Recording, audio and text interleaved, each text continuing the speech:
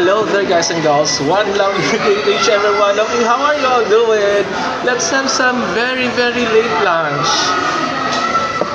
Seafood chow fan, topped with fish fillet and with shrimps. Be the first one to taste, be the first one to bite. Open your mouth, don't be shy. Love it, love it. And I have here halo-halo for my dessert. Let's put some extra milk. See that? Oh. Yumminess. Later on. And I have a sauce for fish fillet. Guys, yes, this could be our day 33. Day 33 of Nariri Meat Like Pork Beef Chicken. There's a crab stick.